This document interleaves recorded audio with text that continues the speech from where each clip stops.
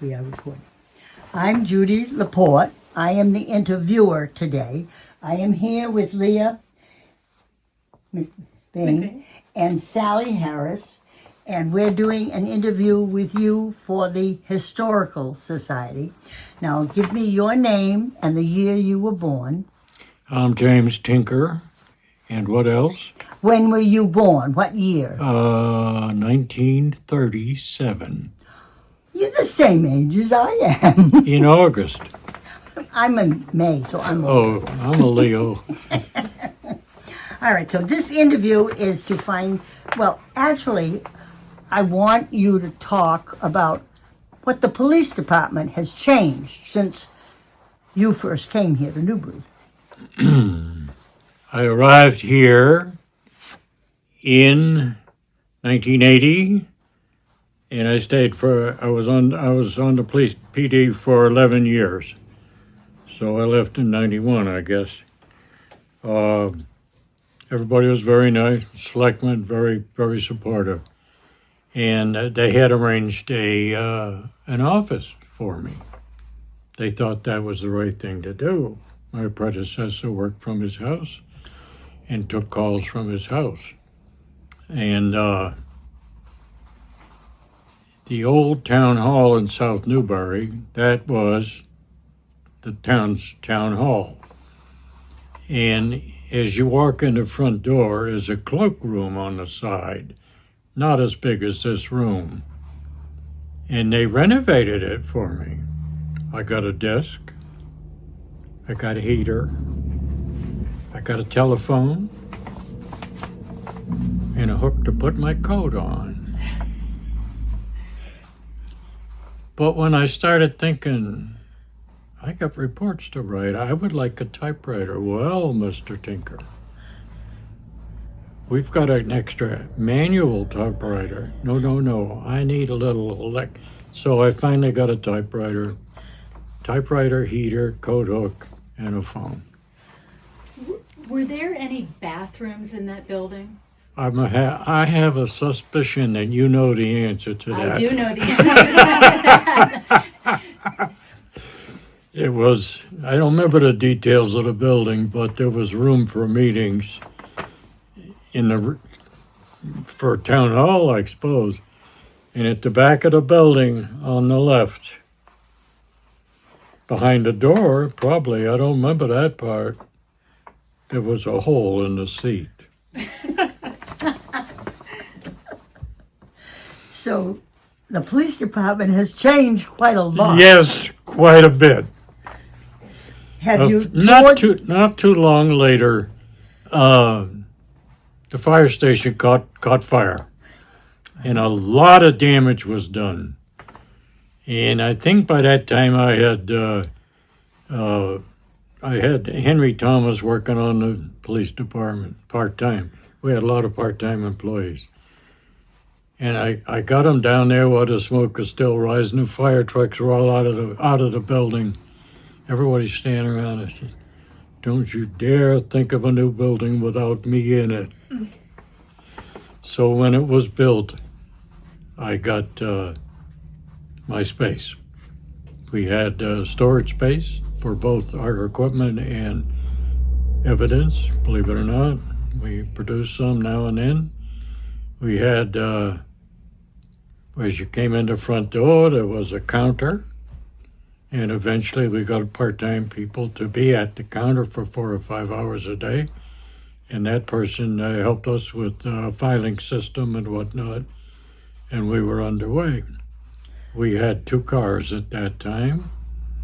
Did you Chief have had a one, cell? and the other one got moved around between the part-time employees. Did you have a cell for your? Oh, heck no. If you arrested somebody and you needed a cell, the New London Police Department would let you be up there. Currently, they have some cells, but as time went by and we got a little bit active and they had to arrest people, it got a little antsy putting them in with another department and asking them, you're responsible. Yeah. You want to hear about an incident at the park? Nobody we know. Yeah. The park had a security officer for the midnight shift, and he worked for the state, and they had insisted that he get some kind of training that was offered by the state. So he calls me one night, and it's after the skiers are gone. It's dark, and there's two women there in their car, and he has decided they're too drunk to drive. And he was 100% right. And they're in a good mood. The two of them work at that Sylvania project down the road in Henniker or in that area somewhere. And they're working on bombs for whoever the bad guy was that day, at that point in the year. And they're laughing and giggling, and they're just they're in a party mood, and they're having a great time. And they're talking about putting messages for the bad guy and on the bombs, and in that foreman, he is so cute. And it went on and on and on. I'm saying, they can't drive. And they agreed. We're not going to drive. I said, well, call somebody to come get you. So I don't know anybody will come get me. So on and on and on. So what the hell am I going to do? And they're still giggling and laughing. But we had, did we have any lady officers that I time? don't believe so. Somebody had to drive them out of town. Oh, my word. And it wasn't going to be me, or was it? Did I do that? Yeah, I think, they're laughing like hell. Yes, it was me. I drove them down to the county jail. It's 45 minutes away, and they're still having the best time. And they're laughing and carrying on, and away we go. And we get to the county jail. It's opposite the nursing home down there in Boscawen. And as we pull up, it was me. As we pull up, they're laughing and giggling until they see the sign, Merrimack County Jail. And it sobered them right up. Oh, All conversation stopped. So I took them inside. We booked them in there, and the jailer says, what are your instructions? I says, see how they are in 4 hours and see what your judgment is and let them go. No charges, of course. So I've had you've had some. a few light minutes now and then, and I'm glad they got cells here. And that would not take the guy off the street, in my opinion. They would have to have a second guy come in and be there while they're there. Terrible things happen while people are in jail. Yeah. And there you go. You have had some interesting experiences. I love this place. This is fantastic. And it was great. And you've raised your family here. Yes, one of my daughters went to school next door. So I'm beginning to think maybe I'm an old timer after all. And how many children do you have? I got 3. My son lives in Tilton. One daughter's in New York City and the other one's in Maine. The maniac's coming by today. Not here, but she's coming to visit. Good. Yeah, I see her at the church suppers sometimes. She loves it. She has a good time. Yeah, she's nice. And I'm so daughter, fortunate with my kids. And your daughter in New York has got such a beautiful... She's nuts. Well, she wants to live in New York. She loves it there. She went to school there. She's got a whole raft of friends. She takes a walk in the day. Oh, my gosh. But she's got a beautiful voice. Oh, yeah. Singing. Oh, yes, she does, yeah. And so, what did they do for fun here in Newbury? We got the beach. And in the last few years, I've been down there. I can't remember ever swimming there, but I'll bet I did. I set up my chair. My wife goes swimming. She has the best time. She'll come back and says, that kid with the fishing pole, he shouldn't be in the water. He should be on the other side of the dock. And you'll see him waving and carrying. She'll go back, but she has a great time down there. And you just watch everything. I just watch. I usually bring a donut and a coffee and sometimes a paper or a book or something. And that's a great way to spend the day. Oh, hi, how are you? It is. And now tell us about when you were the hot dog man I retired. from police work. I retired, and what was the fun part? Oh, okay. I had a pickup truck. This hot dog thing wasn't a new idea. I always liked the idea of church fairs and having a table and doing stuff like that. So I told the selectman I was going to do that.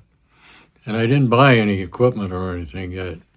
And everybody, the selectmen, the ladies that worked here, everybody had it drilled into their head over the last few years. You can't do that. It was willed, that area, to the town with that requirement. No commercial use on the beach in the parking lot. I says, okay, would you dig that up, that information for me? They could not find it. They sent Carol Hockmeyer to the courthouse in Concord. She spent 3 damn days there looking for it. Wow. There was no such thing. It's just something you grow up with and you accept. So I worked about twice. And the first selectmen's meeting that came up, now it's the law. Oh, you. I loved them, all 3 of them. I still do. But then I had to move. So I rented a space up by the Information booth or the marina. marina. Yeah. And I stayed there 10 years. I had the best time. I didn't make a fortune. I made a little profit. And the best part is it rained one day. I didn't come in. And the next day, this guy, Mr. Tinker, where have you been? I just had the best time. I had steady customers. I had people who'd never been there before. They had hot dogs and chips and cold drinks. And they were the best hot dogs. Everybody loved them. One day, I started serving the cold ones. And I can't believe I did that. This guy comes over on the other side of the street with his car, and he comes back and he drops it in the bucket, and I could not sue that over. And, well, we all make mistakes. Don't we ever? I make more than my share, though. I don't think so. I had a good time with that. Good. And everybody loved it. Everybody was very upset when you... When I quit? Yeah. Well, my son I have only 3 kids and my wife, and that's it for a family. Mom and Dad passed. I had 2 aunts that passed long before I got here. And my son is on wife number 4. Whoa. And Oh, my. Number 4. Wow. And number 1 gave him a son who has a wife and 2 kids. The second wife we won't talk about. The third wife, she has 2 girls and one that she brought from another. You get the picture. My family is growing, and I'm an only child.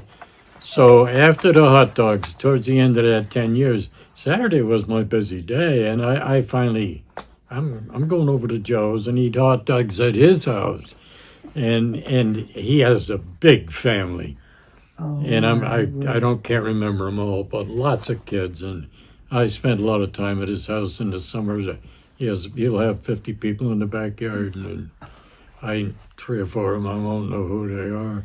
His daughter, one of his daughters married a jerk, and when she was 7, she wanted to get married when she was 17. And Joe, he's very mild-mannered. He says, no, And then he explained why. You're growing up. You're going to change. Things change. So as soon as she was 18, out of school, she married him anyway. And it turns out he was a drinker, nice guy, but Yeah. no fun. So she ditched him, got a job, went to college part-time, learned a lot of things. Her and her pal, a lady pal, moved to Arizona. And while she was there, she started working out at the gym. And she met Miguel. And she married Miguel. And they have 2 kids. One is named, what the hell's his name? The other one is translated to potato. His name is Mateo. Anyway, he's a state prison guard. Oh, And he now is captain of a team there. He teaches techniques. If the crap is flying, they get him right away to come to work. so you have So, grandchildren. and she visits every year. And last year she brought those 2 little bitty kids. And this year she'll be here in August. I'll tell you, everything is running pretty smooth. I would not leave this town for all the tea in China. That's good. That's one of the questions we always ask. What do you like about Newbury? What I like about this place is what I don't like about the rest of the world. New York City? Are you kidding? I could live in Maine, but not at this point of the game. And then plane crashes. Not only car crashes like we have, horrendous crashes. Yeah, A woman died yesterday in Claremont, get hit by a train. yeah. How you don't do that by mistake? You do that because you're so damn drunk, or you can't. You're lost. Got hit by a train. Anyway, A poor conductor. Or and the it's engineer. those terrible things. Yeah. Plus, I was born in Manchester, so here I am. Can you talk a little bit about how you came to Newbury in the first place? Okay, Uh-oh. okay. It's not a short story. That's okay. When I finished high school, I was probably 18. No, I wasn't. Either that or I was barely 18. And went off to college. And anybody with a college education will agree with this statement. College is not for everybody. I went home at the first end of the semester and I didn't go back. My roommate was from Haiti. He was black as coal. His hygiene wasn't great. And everybody at the end of the semester brought, if they had a foreign student with them, they brought him home. I said, oh, my father will die. So I didn't bring him home. I didn't go back. I dubbed around for a few months, working in the kitchen, stuff like that, garbage. And around the end of April, I'm riding down the street. It's raining and snowing. And we're not here. We're in Massachusetts. By then, my father had been transferred. And I went through high school in Massachusetts. A lot of friends still there. And I'm driving down the street, and the radio's going. And I hear the guy. It's an ad. The guy says, "You can be a Marine for only 2 years." Boom! I'm lost. So that was at the beginning of January, March, April. It was March. And on the 10th of March, I joined the Marine Corps. I was 18 by then. And went home and told my parents. And a few days later, I'm on my way to Paris Island. And I went through the Marines, pretty ordinary. But while I was there on a 2-year enlistment, I got an education. And right now, I'm 88. I walk 2 miles every day. The weather's right. No problem. And the Marines I was stationed in artillery unit, and I was a typist. So a time came when they sent me away to be part of an enormous training operation. We were driven to the shore in a what's the name of that town in North Carolina? And there's a port there, and the ship, a troop ship from World War II, filled with Marines, and away we went. And we landed in Vieques, Puerto Rico, which was a training area for Marines, group after group. And I stayed there at least a month. And we moved around, running through the woods and stuff like that. And it was probably more than a month. You had 2 sets of liberty. You could get on a train, a chartered train for Marines, and cross canal. What's the name of that? Come on, help me out. No idea. No, Yes, I you didn't. do. Panama? Panama. Oh, Panama. You cross PAL to the okay. Pacific side, Oh, and I don't know the name of the city, but you were there. wow. Go around, drink beer with your friends, flirt with the girls, and have a great time. And then that was over. Oh, no, it wasn't. We had to run through the woods over there, too, for training. And then back to Vieques. We had a tent city there.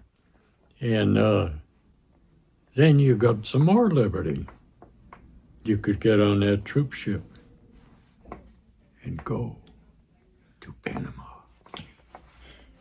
Wait a minute, not Panama, Cuba. What's the name of that? Cuba. Oh, Havana. Havana, Havana. yeah. Holy cow. I had the best time there. So did we. I don't know if you want this on the record or not. Maybe not. But Sergeant and me, we go drinking beer. And it was so much fun. And everybody was so nice. Castro was in charge, off in the woods, the hills someplace.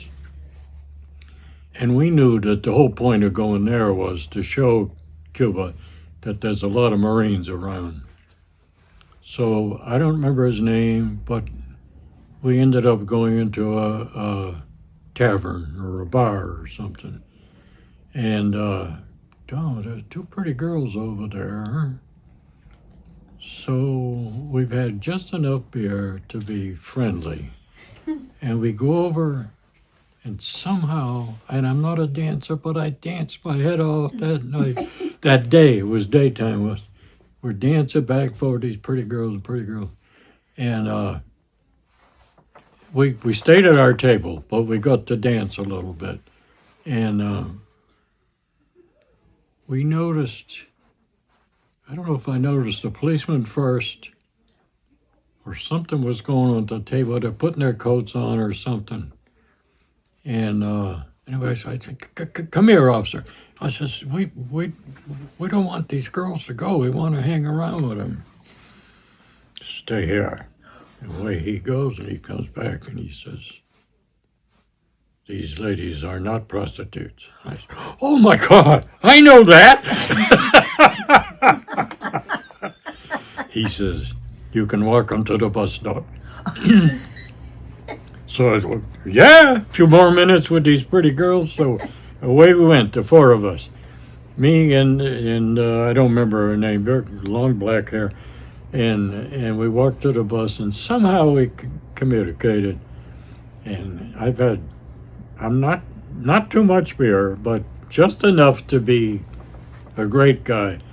And the only Spanish word I could come up with was bese. Bese. I want to get kissed. So as we walked to the bus stop, we're being followed. I says to Sarge, there's a guy and another woman coming, and they're both smiling. What the hell? We have been chaperoned the whole damn time. And I say to the girl I was dancing with, he's my brother and his wife.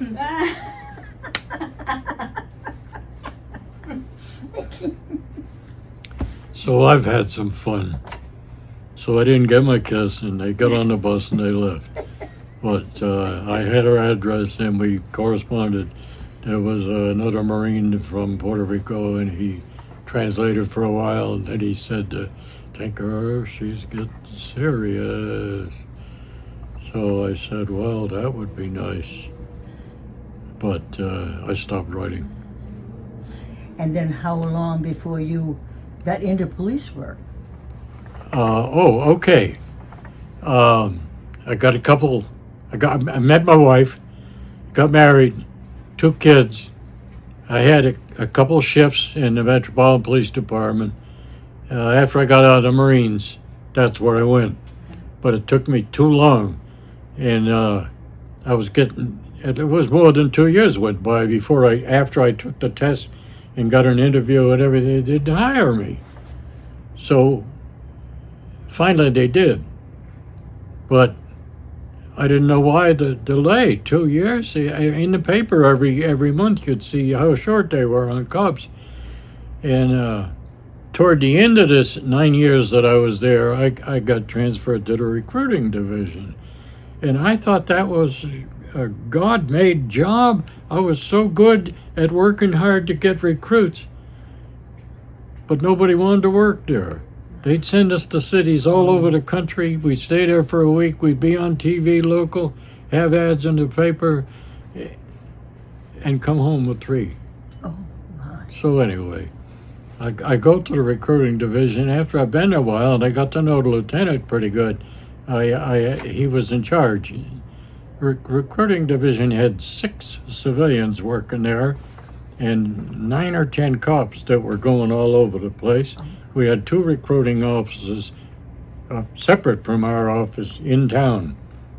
One of them was movable, and we'd go to bases around 2 or 3 you'd come back with. Anyway, Lieutenant, will you look at my records and find out what was that delay? Sure, Tinker. He goes in the file, and he says, you worked security after high school for this guy. And I says, yeah. And he said, this guy was mixed up in something. And when the guy who owned the company, he said, and he's flipping through he was involved in the numbers racket in Massachusetts. And you know what he told me? He said he got a brown bag once a week, and he got $50 to take it to Boston and hand it to somebody. Wow. And this was a long time ago. $50 was like $500 now. Yeah. Well, that was interesting. So, okay. So, in my 9th year in D.C., Mom writes to me, and she says, Jimmy, they need a new policeman in a small town in New Hampshire. The small town was Amherst. It's outside Manchester, Yep. and we used to go there every summer. We had a cabin there. So I applied. I got it. DC wouldn't let loose of me. Oh, by now she's got kid number 3 cooking. DC, which is such a wake-up call to me. Anything I wanted to do, Veronica, away we went. We did this, we did that, so I don't remember any resistance. I had to wait a month to get out. We lined up the house for sale like in 3 days. And the day we moved, they were waiting to get in. We put everything in our Volkswagen camper with a trailer, and home we went. So I get here, and I'm hired in Amherst. Amherst had a population of 5,000 and 0 full-time police officers. They all went off to their jobs, and when they got home, they would call in at 6 to say we're ready. And they would work for 4 or 5, maybe to midnight. And if after midnight, they had to call them out or call a trooper. 5,000 people. there are only 23 or 400 people here. Yeah. And did I have a town? I had the best time. We had one car. These guys had zero training, and there was no. The only police academy in New Hampshire at that time had a 2-year program, 2-week program that they would put on for local cops whenever they had time. Week? Wow. So, but it was in the works. The police academy wasn't built. And it was, and I remember sitting down with the people who were putting it together, and I don't know what you should do, Christ's sakes. Anyway, the town grew while I was there. There are now 35,000 people there. And after 5 years, Somersworth was looking for a police chief. I had no idea what I was getting into. I went over, got interviewed. Somersworth is a city, probably 12,000 people, and they have a police commission. They don't have it anymore, but the commission recommended me, and I got hired. I found out later, now it may be a rumor, I can't say for sure, nobody in the state wanted that job. And nobody in the department applied for it. Half of them wanted it, but they didn't want it. No. That's all on the record, huh? And I stayed there, I think, 4 years. And we did simple things like, well, that's enough about the department. There came a time when I was not welcome. And the police commission, now the city council did not approach me on this. They approached the commission, who spoke to me. And to make it short, I stayed a few months and I resigned. And then I got a job driving a limousine between the Seacoast and the Boston airport. It lasted 2 months. And I run across the chief from Huffington. He says, Tinker, Newbury needs a police chief. And the rest is history. And I love it here. Who were selectmen when you first came? Who? Who were selectmen when you first came? George Beale. Yeah. And a woman whose name, if you think of it, will come to me. Yeah. And eventually, Mr. Albro was on the commission. Yeah. But I don't know if he was there for my hiring or not. Yeah. And I can't remember any others. There was the guy that ran the motel up here was a selectman briefly. The one that overlooks the lake. Not the big one, the one on the highway. Davis Cabins? Davis Cabins? No, past that. You go, you keep. Oh, that, yeah. Yeah, that one right. With It's the right big on the road, and then the lake is right down there. Yeah, I don't know. But I can't remember his I name. don't know them. Do you, Judy? No. Peter Peterson? They were real nice people, and he was a selectman and into it. He liked it, and they eventually moved. It was a real disaster there. There was this town gets busy occasionally. Nobody involved in this disaster was local. I don't think I'll go into it. 2 people died. Oh, yeah. And terrible stuff happens now and then. Yeah, once in a I while. think maybe twice in my career I went to an awful thing and I picked up the phone and dialed 1-800 State Trooper. Yeah. They are so helpful. They have so many resources. They have a lot more help available. Yeah.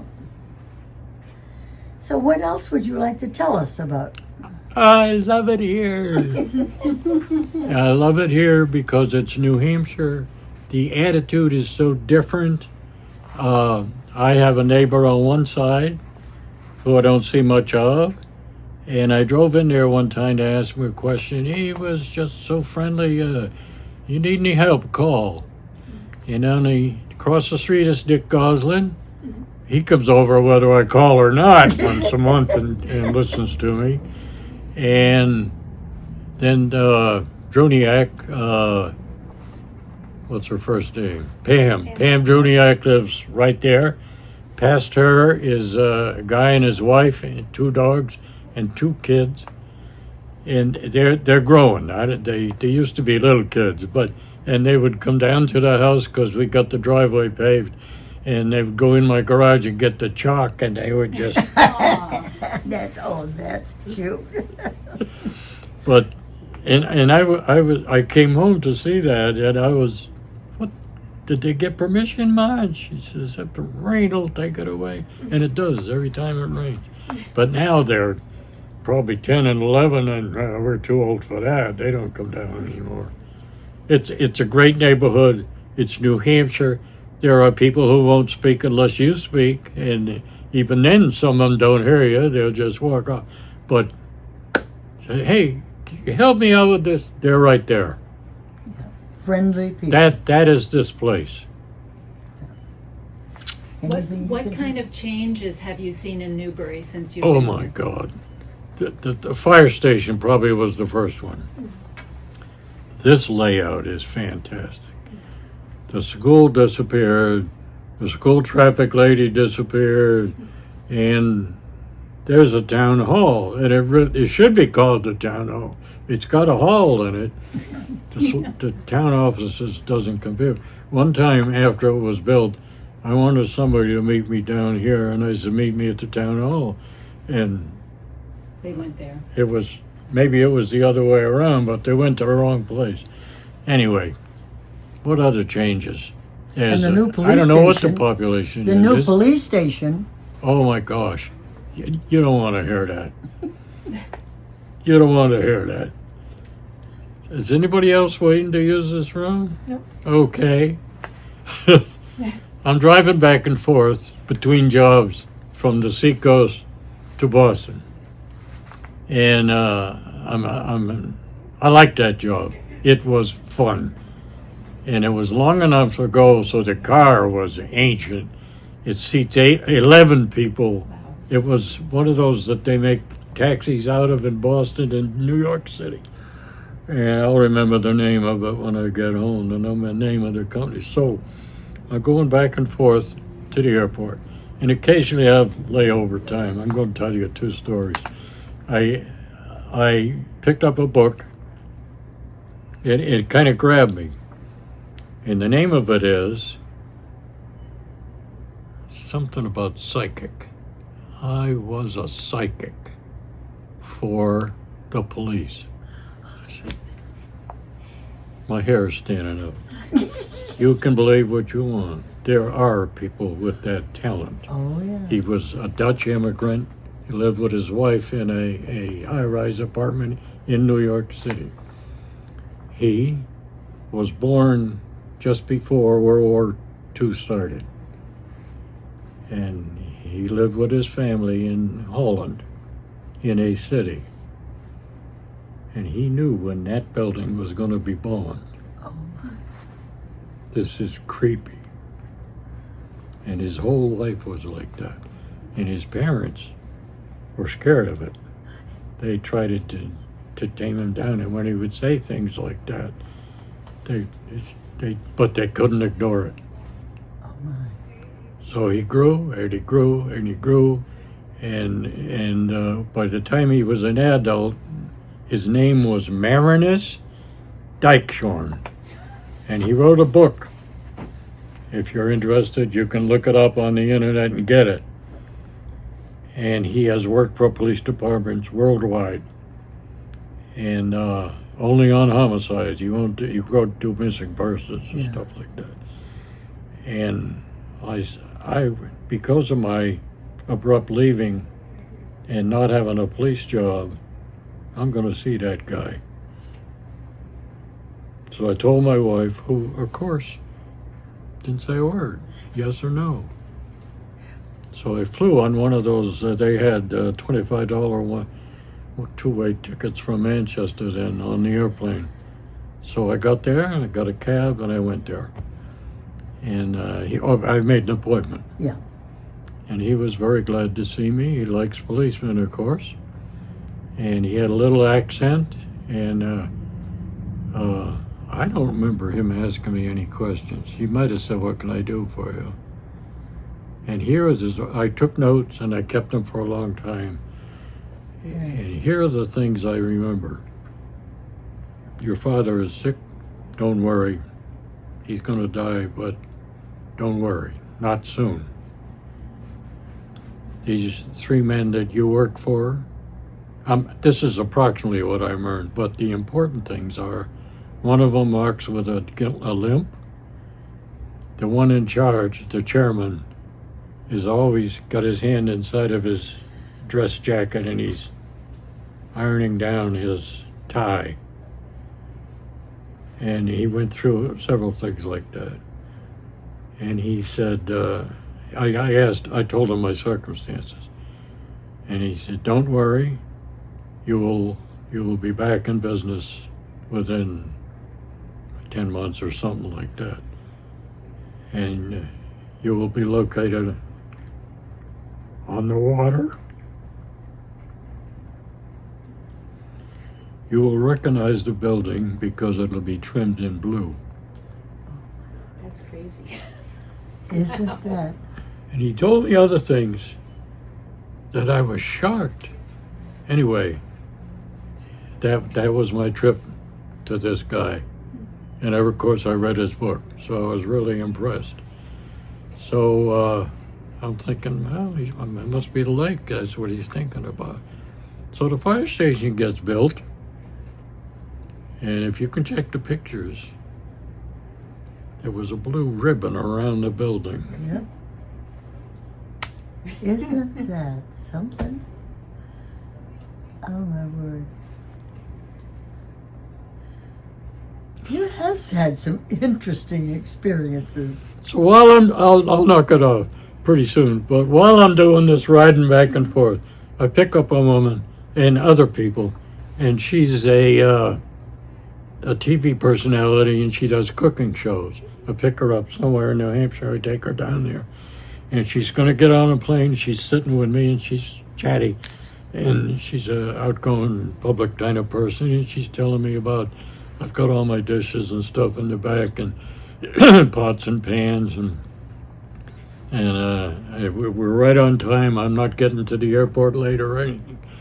So the drill is to stop there, let the person off, get their luggage out, and then do it until you're empty. Well, I do that. She gets out, and I don't remember if anybody else got out with her.